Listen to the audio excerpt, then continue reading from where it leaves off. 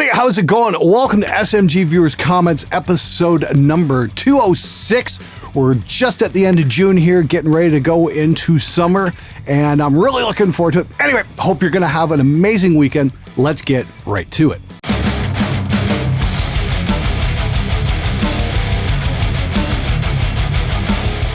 Hey Glenn, enjoyed your vids for a couple of years now. Is your main emphasis on YouTube now, or are you actually making a living with SpectreSoundStudios?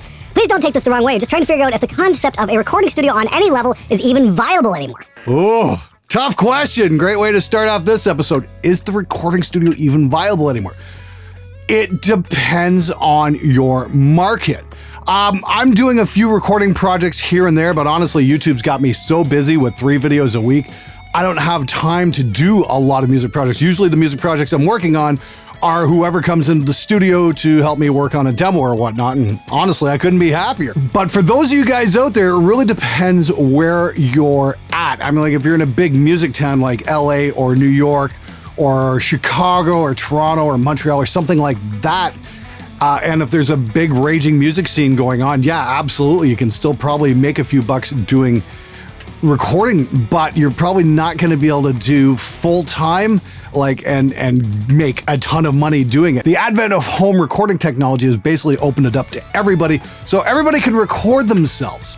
Like I've mentioned on several videos before, the places where you can make a living doing audio are in film sound and video games, that kind of thing, either doing Foley work or music, that kind of thing is definitely a viable option. But recording rock and roll bands, maybe not so much, especially if you're in a smaller town, because there's just not going to be enough artists coming in to support you, especially ones that don't feel that they can't just do it for themselves. So please bear that in mind. You just have to pick where you want to go and be realistic with your expectations. Hey Glenn, I'm taking a small hiatus from playing heavy stuff to work on an acoustic EP. Do you have any advice on recording, types of mics, etc., and or mixing acoustic guitar? Thanks for everything and keep rocking on. Oh, damn. Basically get the best mics you can afford. The Roswell Mini K47s are great. The Delphos is even better. Colaris, that one's kind of a monster mic as well. The Lewitt stuff's really great. I'm actually looking at this right now. This is the LCT 040 Match. I just tried them out on Overheads the other day. I got a demo coming up really soon. I hope to mic up an acoustic guitar either today or tomorrow or sometime in the next week or something like that, and put it to the test. These are like really inexpensive and they sound absolutely fucking fantastic. Lewitt's got some other ones and I can never remember the freaking codes. One's called like the Pure. That's really cool as well. So might be worth taking a look there. Basically, I haven't plugged in a Lewitt mic that I've disliked yet. They've all been just absolutely spectacular. So yeah, check out the Lewitt stuff. I'll see if I can put some links in the description below and go from there. Now, if you are recording acoustic instruments, chances are you might want to spend a few bucks on a higher grade preamp to kind of bring things up a little bit. I'm like, if you're doing metal, you can definitely get away with onboard preamps or whatnot. But acoustics, you might want to take a look at maybe the Audient stuff that I've got back here. I've got the ASP 880, and that's just absolutely magnificent. They're kind of in the same vein as an API. They've got their own kind of sound though. It's very clean and works great on pretty much everything I've thrown at it. You can get like the smaller boards like the ID4 or the ID14, and you're going to be good to go because they just sound magnificent. They're the exact same preamps that you'll find in the large format console like the one we have in the Hollywood studio. Glenn has a 4x10 dark glass cabinet and a dark glass head. So sad that Glenn Frigger has a better bass cabinet and amp than I do. My ideal rig, in fact. Glenn kicks yet another bass player when he's down. Now, normally I don't discriminate when it comes to kicking bass players. They're up, they're down, doesn't really matter. But it's definitely way more fun to kick a bass player when he's down. Hey Glenn, do you ever strip silence your toms? Used to. Now this is the thing. I've never ever just let a computer do it, like, hit strip silence and hope it gets everything, because I always wound up having to fix shit. For the longest time, I did it all by hand, and for the most part, it worked pretty well. These days, I'll probably set up a gate for most of the toms, and that usually does the trick pretty well as well. Like the gate included with Reaper has a look-ahead function, so the gate will actually open up before the tom strike comes down, so you can get that impact, and that is absolutely freaking awesome. Absolutely love the Reaper gate. And if you're using FabFilter, there's another thing. You can leave the toms kind of open, and just clamp down on the high frequencies, and that works extremely well too. So yeah, there's definitely different options. I remember Terry Date said years and years ago in an EQ magazine thing that said he hates when guys just go and strip everything out. He says there's a lot of information there and you can use it to your advantage. You just got to be a little bit more creative with it. So don't automatically throw out your tom tracks, what's in between there. Sometimes you can get a little bit of extra air on your snare drum just by letting it open up on the snare hits. Like your Tom 1 or Tom 2 mic usually picks that up, and like I said, it just adds a little bit of air. Try that, and hopefully you can keep the cymbal bleed out or keep it down to a bare minimum. It's definitely worth experimenting with. Hey Glenn, most of the venues in my country say that they need a demo before they'll let us play. So what I need to know is how should I record each instrument individually or mic up a room and we play through our set? Thanks and fuck you from Lake County. Yeah, you could try throwing up a recorder at the end of your practice space and just letting that go. Or you can try going to a studio and doing a couple tracks that way. That's probably going to get you the best results if you're looking to get gigs. Because if you come in with a cheap recording, they're going to think you're a bunch of fucking amateurs and not want to book you. If you come in with a professional recording, then you'll be perceived as professionals and you will get the bookings. So that's something to keep in mind. My suggestion would be contact the guy who asked the first question and go record at his studio. Hey Glenn, me and my band already record guitars using 2 mics. Do you think that's a good idea to record the bass using 2 mics as well? Any mics you suggest for that, or do you think we might as well just use the SM57 and Onyx D2 as you showed in your video? Thanks in advance and cordially fuck you, Matt. Hey Matt, great question. Can you use 2 mics? Absolutely. Would I use 57 and a D2? No, definitely not. Those would not be my first choice. Actually, your handy dandy SM7 would be a great bass guitar mic. And I really like large diaphragm condensers on bass cabinets as well. The aforementioned Rolls Claris. Actually, my very favorite bass tone I ever got, Keith Wilkinson played on the demo, was the dark black glass head and cab mic'd up with the Roswell Claris and pulled back about a foot. If you need extra bottom end, you might want to get a Solomon Low Freak. It's kind of like a modern version of the Yamaha Subkick, just to pick up that extra low end oomph, and then you can mix to taste. You have to be real careful with phase though, and make sure your mics are in phase. So, make sure you mix the mono, flip your phase button on and off. If your bass disappears, you've definitely got a phasing issue. You can take a look at SoundRadix Auto Align, and you can clean that up if you can't quite figure it out yourself. It will line up the mics perfectly automatically, and it works like a fucking champ. SoundRadix is the company that did Drum Leveler, and it's something I use all the time. And the Auto Align is absolutely killer for that application. The trick is, experiment. You can, most of the time, I'm happy with just 1 mic on a bass cabinet, but maybe you want 1 mic on, the woofer and then 1 on the horn to pick up the top end. Here's the trick though, because we've got so many options, the trick is to know when to stop fucking around and just play some music. That's the real key. My band has personally played with Spite here in Northern California. It's funny how they are apologetic and don't condone these actions when the situation has blown up. But when we played with them, they actually got pissed off at the crowd telling them, "You're fucking dead tonight, Chico. I want to see some movement." That's because there was no hardcore dancing going on except 1 kid who everyone stayed away from. Everyone else was moshing safely or headbanging or windmilling or something that wasn't hardcore dancing. I mean, fuck. People were cheering these guys on and they just felt no energy coming from us. Like they were trying to get more out of us. Not bad dudes at heart, I'm sure, but seriously, what the fuck? This is in reference to my Crowd Killing It's for Complete Morons video where a girl had her teeth knocked out at a Spite show. That's a tough call. I understand the band wants to get the crowd involved, but how far are you going to push them to the point of injury? I mean, like if people are getting hurt at your gigs, you definitely don't want that either, because that opens you up to lawsuits and all that kind of thing. It's definitely a fine line that has to be walked. I mean, Randy Blythe went to jail for onstage actions, and then he was let out.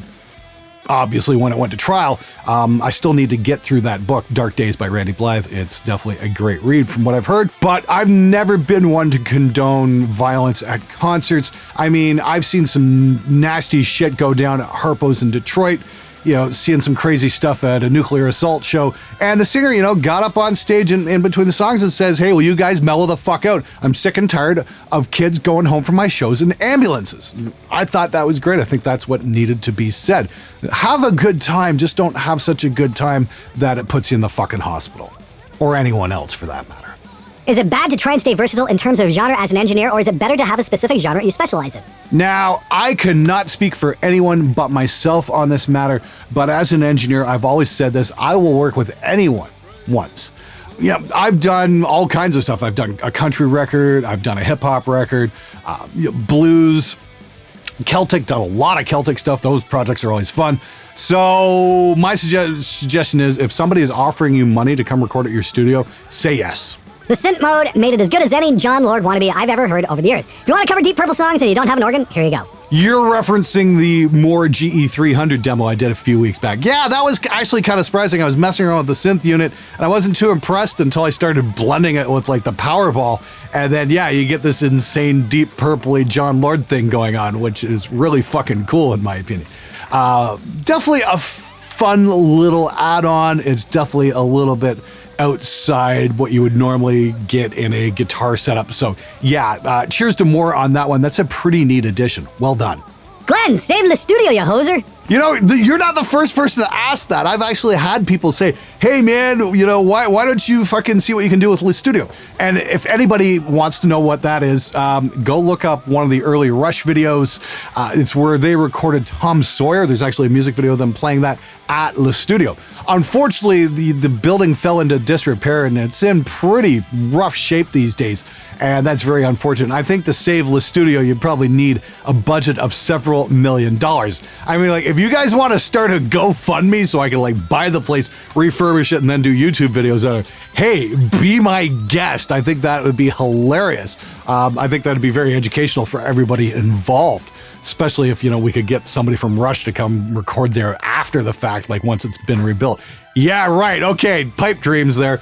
But seriously, I think that would be really hilarious. But I'm going to leave that up to you guys. I'm certainly not going to push that one. It's just a gigantic undertaking for somebody with way more money than I could ever possibly have. This is obviously not the point of the video, but it's really fucking cool you brought Anthony Crawford to play bass for the demo. He is a monster bass player and has played with some of the biggest names in the business. Ray Charles, James Brown, and B.B. King, just to name a few. It must have been a delight having him in the studio. Again, back to the More GE300 video. Yeah, Anthony Crawford rips a completely insane bass solo in that demo. And yeah, I'm honestly thinking on making a very special shirt just for Anthony that says rule number 2 does not apply. Damn, is that guy ever awesome. And, you know, he's just a great guy to hang out with, too. You know, he's playing in Witherfall, and my very good friend Alex Nasla plays keys in Witherfall. So we've hung out quite a bit, went out to dinner and whatnot. Yeah, Anthony's just a monstrous musician and just an amazing dude as well. Another person Anthony played with of note was Alan Holdsworth. And that's pretty cool. Anthony also headlined like the bass jam at NAMM last year. And, you know, he's this big jazz improvisational thing. And then I remembered why I went to go check it out. And then I learned why I don't really go to too many jazz improv things. Seriously though, Anthony's just an awesome player. And yeah, it was an absolute pleasure having him in the studio. If I got to record more guys like Anthony, I probably wouldn't have had a YouTube channel screaming about bass players, because yeah, he's definitely one in a million.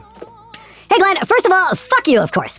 You said that one of the most significant things in programmed drums is the kicks. Most metal drummers sadly use triggers only on kick and acoustic everywhere else. And to be honest, even they mostly sound pretty ugly, you can't get a typical death metal kick through acoustic kick drums, or am I wrong? If yes, maybe a tutorial on getting these typical trigger sounds out of a real kick drum? Yes, you're absolutely wrong. Please check out my video, Drum Sample Replacement is Obsolete. Here's why. That's where I show everybody Sound Radix's drum leveler, and yes, you can get an amazing death metal kick sound using nothing but an acoustic kick drum.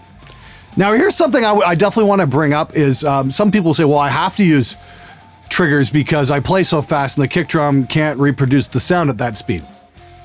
Have you tried adding a second kick drum like they used to? One here, one here. Suddenly you have the time so the kick drum gets to breathe. Oh, good idea. Fucking drummers. Why wouldn't you require payment upfront knowing what you know about musicians? That's a fantastic question. Here's why, because it's just my own personal code of ethics. I never take anything up front because I feel like I want to earn my money. I like to hand a band a finished product and go, okay, here's the billing, here's that. Let's square up. Let's get that done. That way it kind of takes the pressure off the band and I don't have to worry about any of that shit either. I've often thought about doing, you know, deposits on studio time, that kind of stuff. And maybe I should have at some point, but I never quite got around to it. And you know what? Worked out pretty well for 20 years. Hey Glenn, so my band hasn't played many shows. Kalamazoo Rib Fest and a couple of shows around the Kalamazoo Battle Creek area. But every show, the singer donated the money without asking any of the band members. Now, it's cool that he donated it, but am I wrong about being upset about him not asking any of us first? Gas isn't free, and I drive 45 minutes to practice. No, you have every right to be upset. If your singer donated the band's money without asking you, he should be forking over your share to you out of his pocket. Specifically, why? Because you didn't get your permission. It's your fucking money, not his. It's the band's money, and the band should decide as a whole. It's not, he doesn't get to own that. He doesn't get to fucking dictate what happens with the band's money. You're right, it is cool he donated, but it should be coming out of his pocket for that donation, not yours. I agree entirely. I learned more from Glenn than I did going to college for music production. I'm mainly going for being a musician, but I also get to learn all these great tips as well. Thank you very much. Well, thank you very much, Rex. I really do appreciate that. It's great to hear from you guys about how you've learned certain things. And for those of you guys who have a lot of questions, in my description below, I have an entire list of tutorials that I do. There's tutorials on recording guitar, drums, bass, vocals, you name it. So if you've got questions about how to do things, check those out first because you're going to find them extremely useful. Hello, Glenn. Do blast from the past things. Review old pedal. You know what? I think that's a really cool idea. Do you guys want to see that where we start looking at retro pedals and amps and, cheap shit from the 80s? I think that'd be a lot of fun. I don't know. What do you guys think? You guys want to see me doing some reviews like that? I want to know from you. That's it for this episode. Thank you so much for watching. Thank you so much for subscribing. And YouTube just added this new feature where you get to see how many people and percentage of your subscriber base has hit the notification bell. And right now it's only sitting at about 10%. So out of 324,000 of you guys, only like 32,400 of you are actually getting that notification. So if you haven't hit the notification bell, smash that motherfucker and make sure you get to see all the videos I do, because I do 3 a week. Viewers comments on every Friday, and then Sundays we're doing gear reviews or tutorials and that kind of thing. And then we've usually got a video on Thursday these days as well. Anyway, thanks again for watching, and I'll see you guys next weekend. We're going to be having a massive 4th of July sale for ProMix Academy and Lancaster Audio. You definitely don't want to miss it. It only comes around once a year, and we're calling it the 4th of July Insanity Sale. Got some super deep discounts on my lessons and Lancaster Audio impulse packs and that kind of stuff. It's going to be really fucking cool. Thanks again for watching. I'm freaking out of here.